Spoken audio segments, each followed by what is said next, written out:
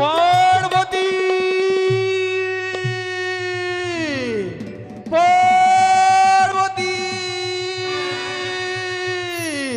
কোথায় কোথায় তুমি পার্বতী একটি ভাই আমায় দর্শন দাও আমি আর সহ্য করতে পারছি না ওই তো ওই গরল পান করে আমার সর্বাঙ্গ যেন দাউ দাউ করে জ্বলে আগুনের মতো পার্বতী তোমার কি হয়েছে পার্বতী তুমি এসেছো আমার সম্মুখে আমি যে সহ্য করতে পারছি না ওই গরল পান করে আমার সর্বাঙ্গ যেন বিষের মতো দাউ দাউ করে জ্বলে যাচ্ছে প্রভু না কি তোমার কি হয়েছে প্রভু পার্বতী তুমি আমায় রক্ষা করো পার্বতী আমি আর পারছি না পার্বতী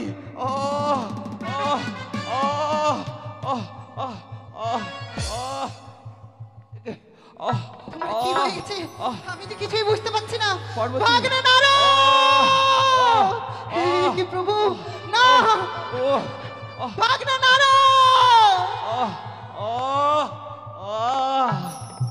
কি ভাগনা নারো তোমার মামা ঠাকুর এইভাবে হঠাৎ মূর্ছাঘাত হয়ে গেল মূর্ছাঘাত হয়েছে মরেনি তো উনি হচ্ছেন মৃত্যুঞ্জয় মরবেন কি করে কি হয়েছে জানি না সে বললো গরল পান করেছে গরল পান করেছে গরল পান করে শরীরে যেন তারে বিষিয়ে গেছে আছে উপায় আছে যখন যখন দেবতারা বিপদে পড়ে তখন আমি সেই সমস্যার সমাধান করি একটাই কাজ উপায় আছে মেইমা উপায় যে গরল পান করেছে সেই গরল ধারণ করার মতো পৃথিবীতে কারো শক্তি নেই তবে একমাত্র বোন পদ্মাবতী সেই পারবে এই গরল ধারণ করতে পদ্মা কেননা সে ছিল পাতালপুরে বাসবের কাছে তার কাছে রয়েছে অষ্টকোটি নাগ সেই একমাত্র এই গরল হরণ করতে পারে তাছাড়া কোনো উপায় নেই তার মানে পদ্মার কাছে যেতে হবে আমি যাব ওই পদ্মার কাছে তাহলে তুমি বিধবা হয়ে যাও না গেলে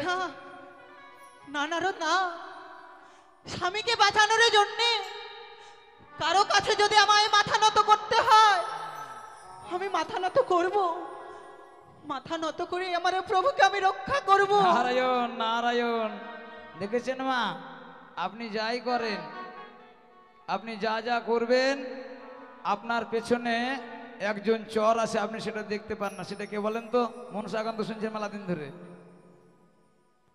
আপনার পেছনে একজন লোক সব সময় থাকে কে সেটা আপনি কি করছেন কোথায় ঘুমাচ্ছেন কোথায় বেড়াতে যাচ্ছেন কার সঙ্গে কি করছেন সব তার নখদর্পণ থাকে সেটাকে জানেন আপনার ছায়া সেই হচ্ছে চিত্রগুপ্ত আমরা বলি না যে আমরা যে আছে একজন কম্পিউটার ম্যান সে হচ্ছে চিত্রগুপ্ত আপনার ছায়ারূপে আপনার পিছনে সবসময় ঘুরছে আপনি যেরকম কর্ম করবেন তার ফল পেতে হবে সে ভগবান হোক আর মানুষ হোক পদ্মাকে কানা করেছে এখন পদ্মার দরকার পড়ে গেছে ভাগ্নে নারো হ্যাঁ বলুন আমি পদ্মাবতীকে কোথায় খুঁজবো কোথায় গেলে আমি পদ্মাবতীকে পাবো এক কাজ করেন আমার সঙ্গে চলেন বনে বনে বনবাসীতে দিয়েছেন বনে বনে খুঁজে বেড়ায় বেশ তাই চলো ভাগ্নে নারো তাই চলো তুমি আমায় নিয়ে চলো পদ্মাবতীর কাছে নিয়ে চলো ভাগ্নে নারো হরিনাম করতে করতে চলে যায় ও তুমি সবই করতে পারো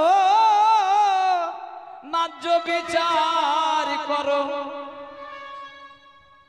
তোমার বিচার কেউ মানে না তুমি বিচার করো 16 আনা দয়া বিচার করো 16 আনা সবই করতে পারো ন্যায্য বিচার করো সবই করতে পারো ন্যায্য বিচার করো তোমার বিচার কেউ মানে না বিচার করো 16 আনা বিচার করো 16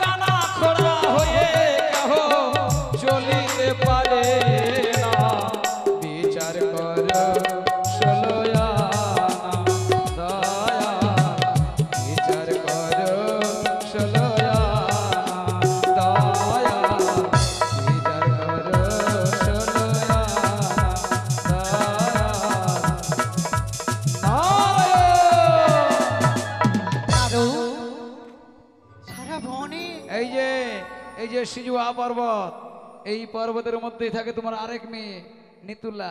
নেতুলা?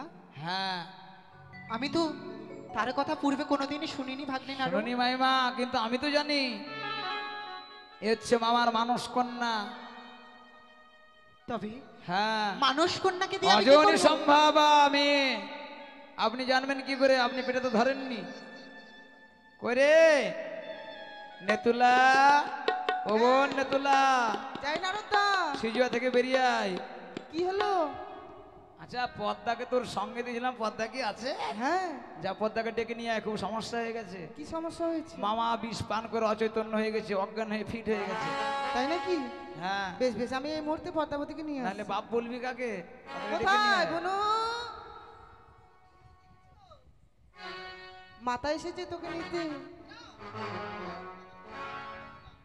পদ্মা এদিকে আয়, এদিকে আয় বোন, এদিকে আয়, এদিকে আয়।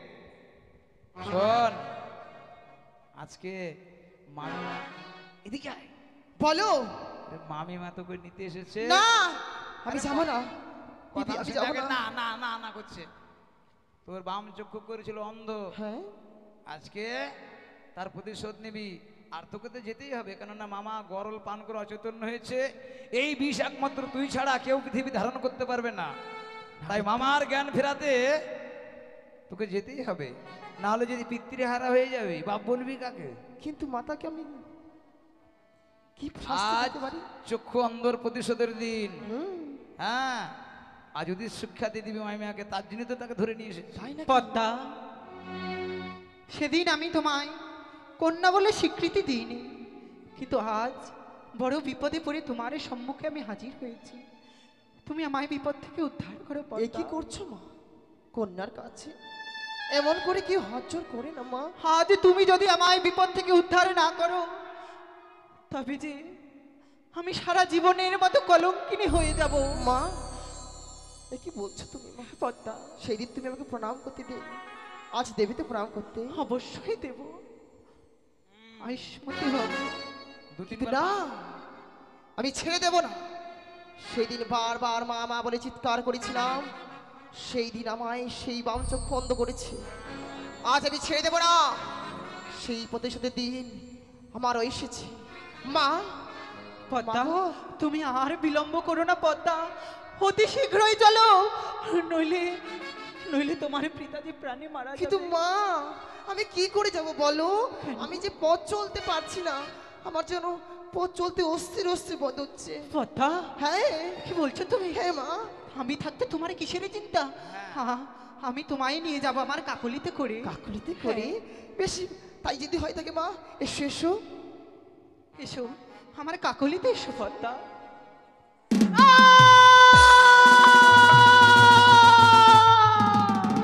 পদ্মা, মনে পড়ে মা পদ্মা, সেই দিনের কথা, যেই দিন আমি তোমাকে মা মা বলে তোমার কাছে শুধু প্রণাম করতে গিয়েছিলাম, সেদিন তুমি আমাকে দূর দূর করে অপমান করে আমার বাম চক্ষু অন্ধ করেছিলে। পদ্মা, হ্যাঁ, সেদিনই তোমার বাম চক্ষু অন্ধ করেছিলাম বলে তুমি আমার বাম কাকলি ভেঙে দিলে। হ্যাঁ হ্যাঁ, শুধু তাই নয়, আজ থেকেই তোমার বাম কাকলি ভেঙেছি বলে ধরার বুকে সর্বনারীর বাম কাকলি ভাঙা থাকবে। পদ্মা, হ্যাঁ, তুমি আমার বাম কাকলি ভেঙেছো, তাতে আমার কোনো দুঃখ নেই, কিন্তু তোমার সম্মুখে আমি করজোড়ে মিনতি করি, তুমি আমার প্রভুকে রক্ষা করো, মা তুমি আমার প্রভুকে রক্ষা করো পদ্মা। আমি যাবো মা, তুমি আর এমন করে কেদন করো না মা, আমি যাবো, আমি পিতৃকে উদ্ধার করিবার তোমার সঙ্গে ঠিক যাবো আছে, মা। ঠিক আছে চলো মা চলো। মামিমা, শোধবোধ হয়ে গেছে, আপনি কানা করেছেন, আপনার মাজা ভেঙেছে, তাতে তো কোনো দুঃখ নেই। যেরকম পদ্মার এক চক্ষু কানা, সবাই ওকে কানা দেখতে পায়। আর আপনার বাম কাকালি ভাঙা গেল বলে সবারই বাম কাকালি ভাঙা থাকবে, তাতে কোনো সমস্যা নেই। বেশ, কিন্তু তুমি তাড়াতাড়ি চলো নারো। হ্যাঁ অবশ্যই এসো। নারায়ণ নারায়ণ নারায়ণ। এই দেখো এতক্ষণে আমি দাঁড়াও, আমি দেখিনি দম আসে না গেছে। হ্যাঁ হালকা হালকা। নেতুলা, আরে বাবা এই অবস্থায় পড়েছে, তুমি কোথায় যাচ্ছ? এ তো হ্যাঁ, কন্যা যাও। নামে কলঙ্ক। তুমি না শিবেরই কন্যা, আমি না হয় পেটে ধরিনি, কিন্তু দেবাদিদেব মহাদেব আরে তো বাবা তোমারও আগে পিতা। সুস্থ হোক, তারপরে যাবি। বস। বাবা বাবা, একটিবার নয়ন মেরেছে, দেখো বাবা আমি এসেছি, কিন্তু না, এই বিষ না পান করলে তো ভিতরে কি বাতা যাবে না। এ সেই গরল বিষ, আমি আর কাল বিলম্ব করবো না, এই মুহূর্তে সেই বিষ পান করবো।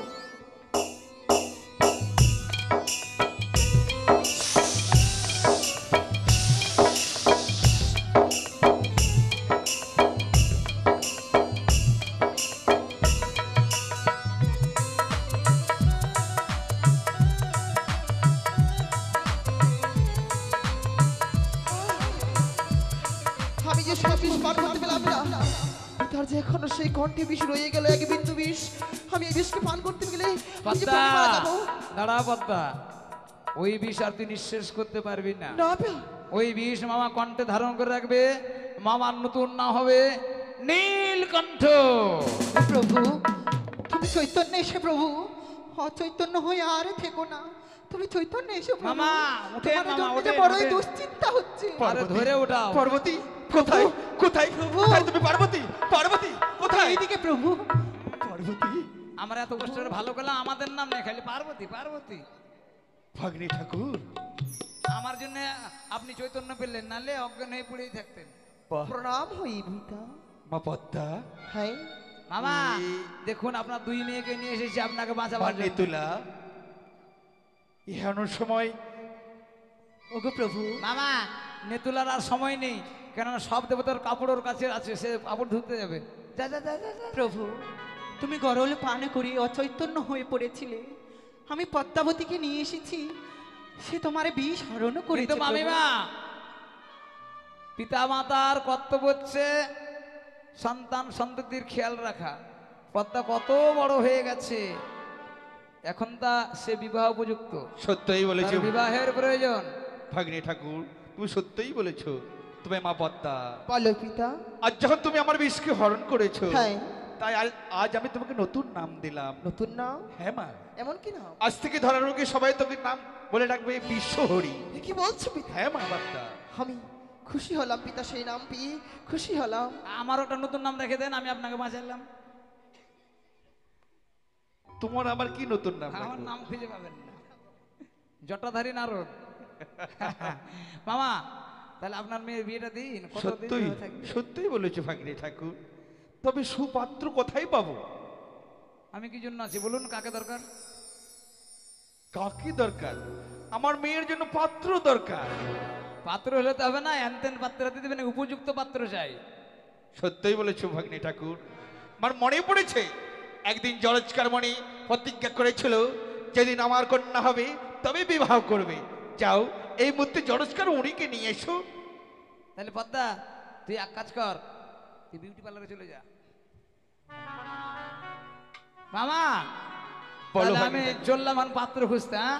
আর বেশ। আপনি বিবাহের ব্যবস্থা করুন, পাত্র তো আনবো যে করে হোক। হ্যাঁ, বেশ ভাগ্নে ঠাকুর। ওরে